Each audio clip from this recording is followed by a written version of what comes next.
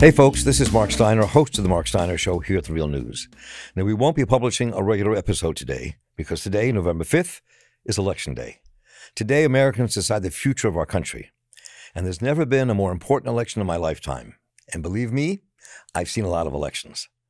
The Real News is a 501c3 news organization, so we're not here to tell anyone how to vote.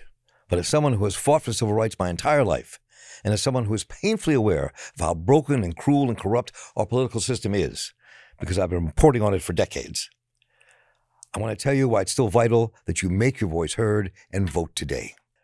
I've been involved one way or another since I was a kid who volunteered for Nixon in 1960, because as a young civil rights worker, I despised the Southern Democrats, who we called the Dixiecrats, and looked at LBJ as one of them.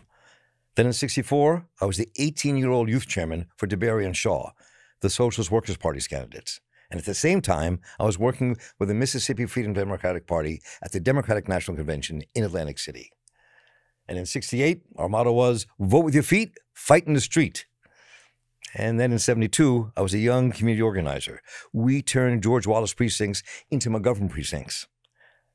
But this election will decide the future for some time to come, not just at the presidential level, but the local and state level.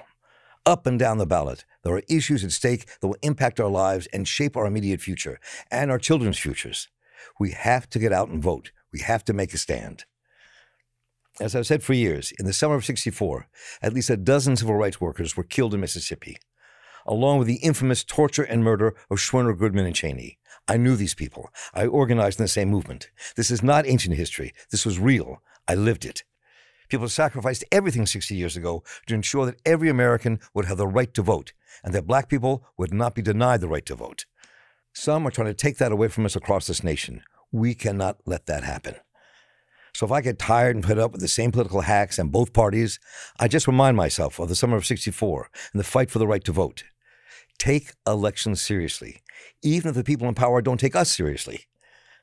Take them as seriously as the civil rights workers who fought and died for that right.